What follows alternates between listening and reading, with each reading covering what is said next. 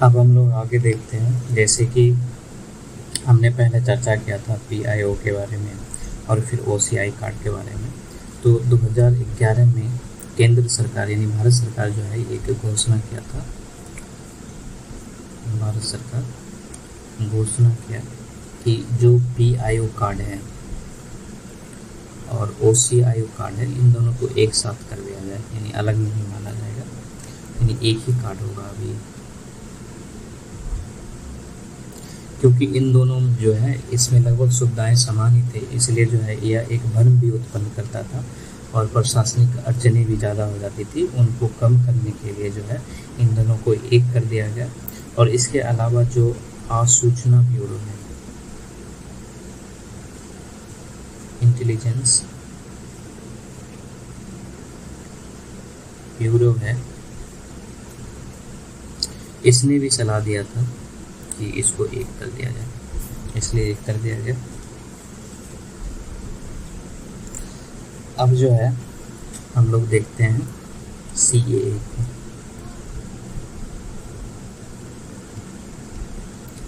नागरिकता संशोधन अधिनियम 2019, सिटीजनशिप अमेंडमेंट एक्ट 2019।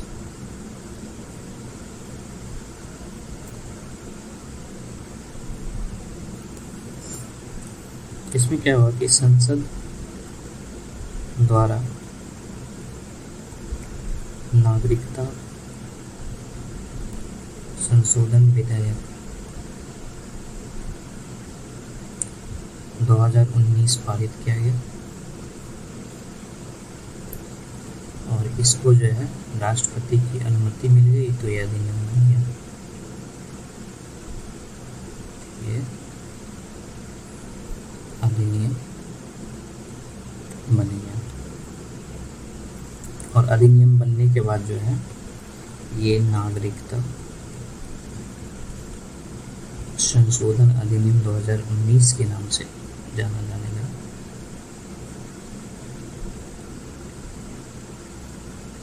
और ये जो है नागरिकता अधिनियम 1955 में ही, यानी कि उसी में बार बार संशोधन आ रहा था, तो उसी में संशोधन करने के लिए इसको लाया गया था।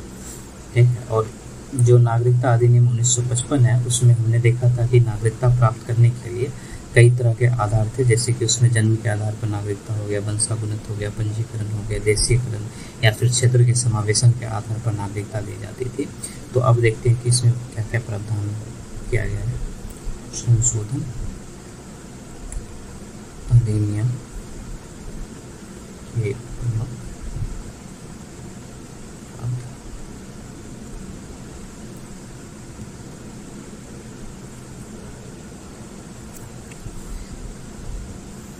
विधेयक में किए गए संशोधन के अनुसार 31 दिसंबर 2014 को या उससे पहले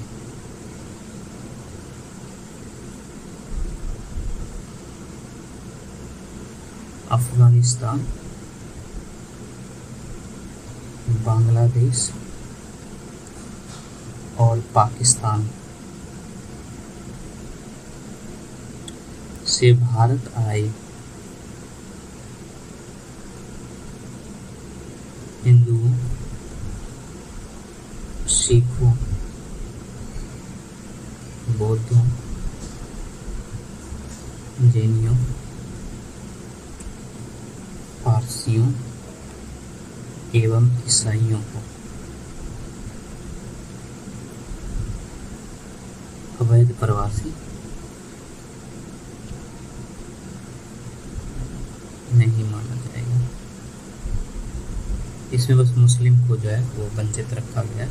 और इसकी खास बात ये थी कि जो अफगानिस्तान, बांग्लादेश, पाकिस्तान है वहाँ पर मुस्लिम जो है बहुसंख्यक के रूप में है और वहाँ पे जो अल्पसंख्यक हैं जैसे कि हिंदू, सिख, बौद्ध, जैनी या पारसी ईसाई हो गए, तो इन पे एक अत्याचार की भावना भी रहती है वहाँ पर अल्पसंख्यक होने की वजह से। तो इनको जो है इसलिए यहाँ पर वो सुविधा मिल सके, तो इसलिए उन्हें अवैध प्रवासी नहीं माना जाएगा, इसलिए इसमें ये प्रावधान किया गया। दूसरा ये था कि इन प्रवासियों को उपरोक्त लाभ प्रदान करने के लिए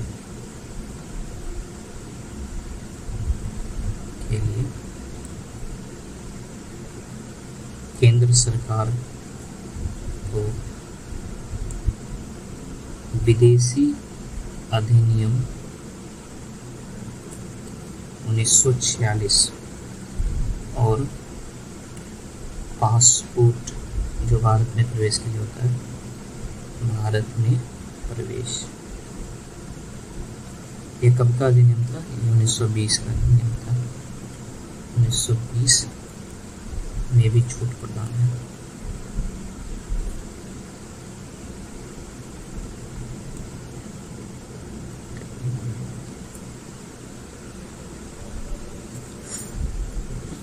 और 1946 का अधिनियम हो गया और 1920 का अधिनियम हो गया। ये जो है केंद्र सरकार को भारत में विदेशियों के प्रवेश, निकास और निवास, इन तीनों को यह नियंत्रित करता है। निवास को नियंत्रित करने की शक्ति प्रदान करता है। यह अधिनियम इसलिए शक्ति प्रदान करता है, ये इसलिए था। अब हम लोग देखते हैं पंजीकरण द्वारा नागरिकता। इसके तहत जो है पंजीकरण या फिर जो है देशीयकरण द्वारा नागरिकता कैसे दिया जाएगा? देशीयकरण द्वारा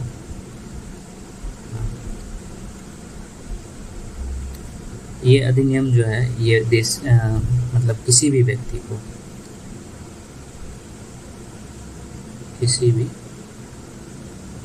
को पंजीकरण या देशीयकरण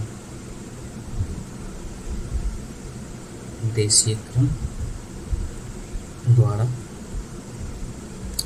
नागरिकता प्राप्ति के लिए आवेदन करने की अनुमति प्रदान करता है। आवेदन करने की अनुमति प्रदान करता है,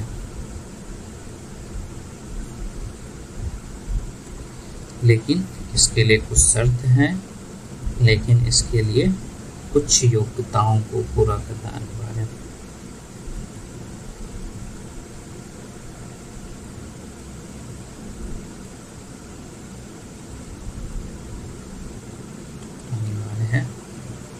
और वो जो क्या है योग्यता?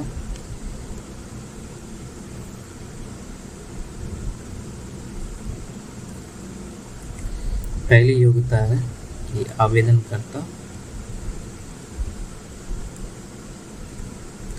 आवेदन करने के 1 वर्ष पहले से भारत में रह रहा हो या उसके माता पिता में से कोई एक भारतीय नागरिक हो। ये जो है पंजीकरण के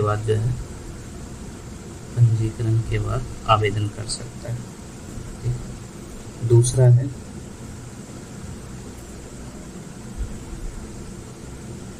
कि व्यक्ति आवेदन करने से पहले एक निश्चित समयावधि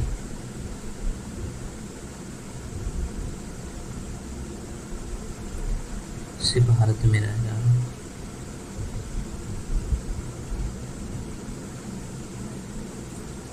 या केंद्र सरकार के अंतर्गत नौकरी कर रहा हो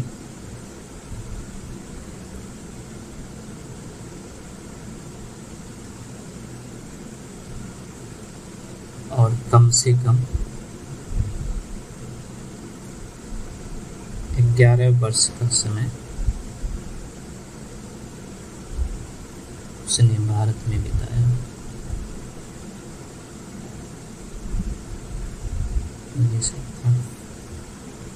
तीसरा है, इस योग्यता के संबंध में विधेयक में अफगानिस्तान, बांग्लादेश और पाकिस्तान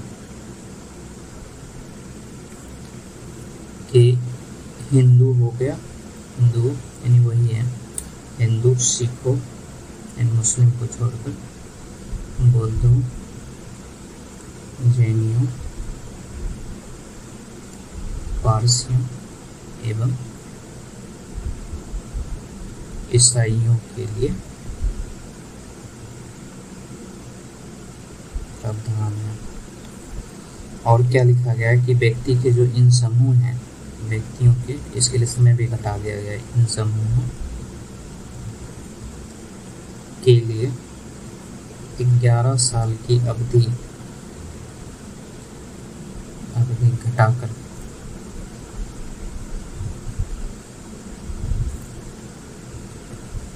5 साल कर दिया जाएगा। ये चीजें जो है इसमें कहा गया है। और दूसरी चीजें ये है इसमें कि नागरिकता प्राप्त करने पर व्यक्ति को क्या करना पड़ेगा, तो ऐसे व्यक्तियों को भारत में उनके प्रवेश की तारीख से भारत का नागरिक माना जाएगा। जिस दिन वो प्रवेश करेगा उस दिन से वो भारत का नागरिक माना जाएगा, अगर नागरिकता उन्हें प्राप्त हो जाती तो। फिर दूसरी चीज़ है कि उनके खिलाफ जितने भी अवैध प्रवास या नागरिकता के संबंध में कानूनी कार्रवाई चल रही है, वो बंद कर दी जाएगी। कानूनी कार्रवाई बंद कर दी जाएगी। क्योंकि जो है ये लाने का कारण ये था कि जैसे रोहिंग्या मुसलमानों की जो है, साथ ही साथ अवैध प्रवासियों की समस्या जो है उत्तर पूर्व राज्यों में ज़्यादा रहती है, तो वहाँ पर जो है सभी लोग अपने आप को जो है पंजीकृत करा सके, तो इसके विचार से भी ये चीज़ें लाया गया था। इसलिए इसमें जो है ऐसे ऐसे चीज़ों को रखा गया जिससे उन्हें प्रोत्साहन प्राप्त हो। खास तौर पर जो है उन्होंने इनको जो है यानी कि हिंदू, सिख, बौद्ध, जैनियों और पारसी और ईसाइयों के लिए प्रावधान किया गया है।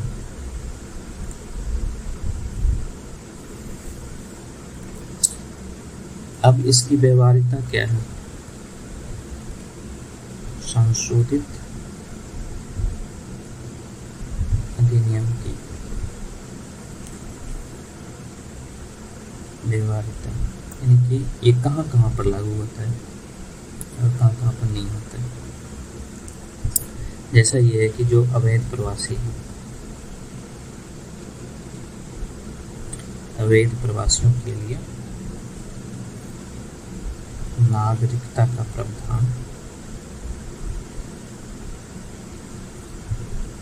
संविधान की 6ठी अनुसूची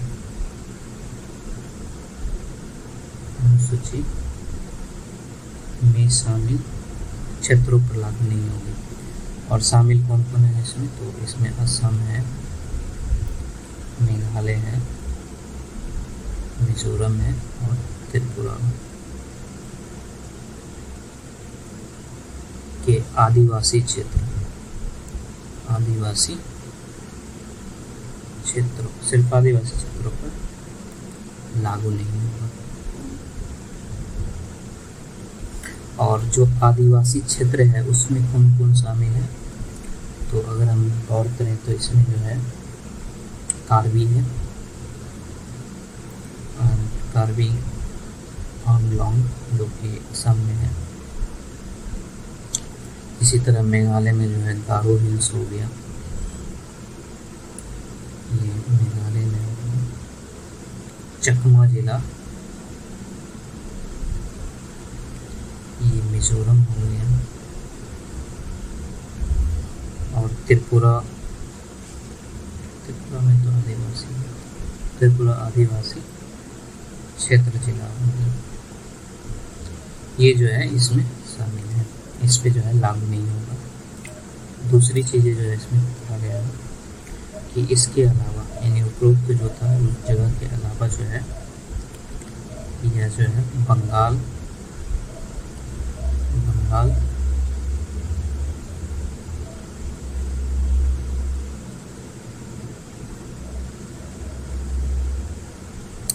बंगाल ईस्टर्न फ्रंटियर रेगुलेशन 1873 के तहत इनर लाइन जो है, इनर लाइन में आने वाले क्षेत्रों पर भी लागू नहीं होगा। और उद्देश्य ये कि यहाँ पे आदिवासी जनजाति रहती है, वो अपने पारंपरिक तरीके से रहती है, तो उन्हें कोई डिस्टर्ब ना हो, इसलिए ये इनर लाइन में भी लागू नहीं होता है। और इन क्षेत्रों में इनर लाइन परमिट के माध्यम से ही भारतीयों की यात्रा को विनियमित अभी भी वर्तमान में भी किया जाता है। और ये परमिट प्रणाली कहाँ कहाँ है, तो परमिट प्रणाली जो है, परमिट प्रणाली ये अरुणाचल प्रदेश में है, यानी कि अरुणाचल प्रदेश में जाने के लिए इनर परमिट लेना पड़ता है। मिजोरम में है और नागालैंड में ये लागू होता है इनर परमिट प्रणाली।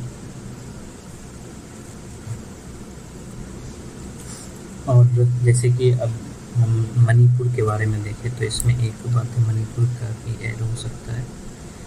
मणिपुर को राजपत्र अधिसूचना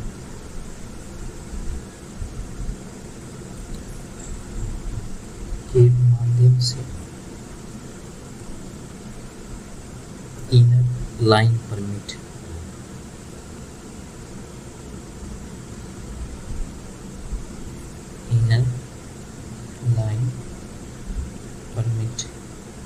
ILP इसके शासन के तहत लाया गया।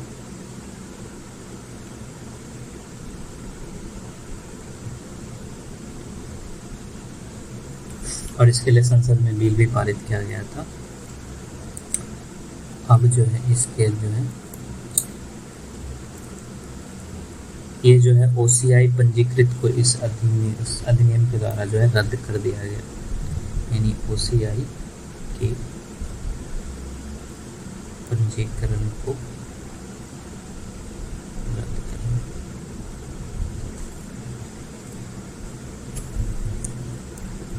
इसमें यह प्रावधान किया गया कि केंद्र सरकार कुछ आधारों पर OCI के पंजीकरण को रद्द कर सकती है, पंजीकरण को रद्द कर सकती है। और इसमें क्या शामिल है, एक तो शामिल है कि अगर धोखाधड़ी से लिया गया हो, ठीक है। दूसरा है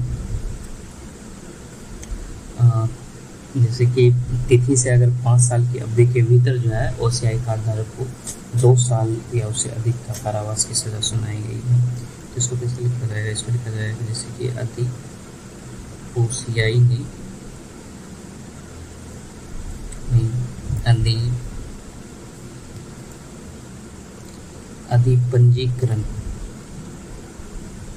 पंजीकरण कराने की तिथि से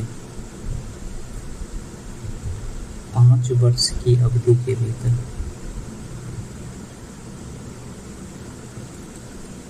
OCI कार्ड धारक को जो है 2 वर्ष या उससे अधिक की सजा, तो इस पे भी रद्द किया जा सकता है। तीसरी चीज़ ये है जो है, ऐसा जो है भारत की संप्रभुता और सुरक्षा के हित में किया जाए, और इन हितों के उद्देश्य से जो है और भी चीज़ें शामिल हो सकती है।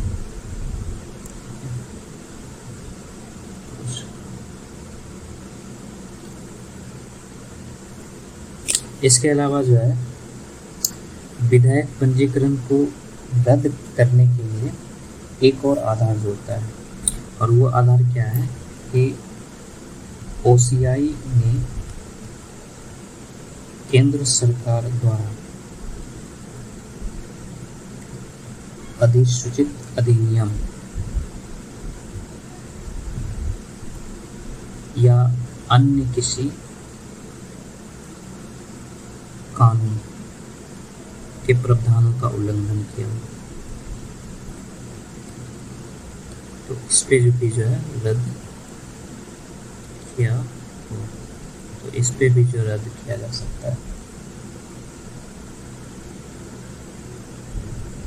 और इसमें ज़रूरी नहीं है कि उनको सुनवाई का अवसर दिया जाएगा, सुनवाई के अवसर दिए बिना भी रद्द किया जा सकता है।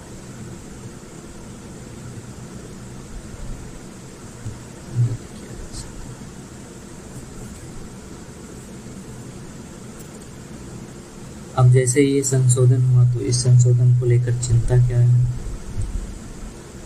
संशोधन अधिनियम को लेकर चिंता क्या है? पहली चिंता तो ये है जो उत्तर पूर्व मुद्दा है, वो है इसके अंतर्गत ये है कि ये जो है असम समझौता जो हुआ था 1985 में, इसका उल्लंघन करता है।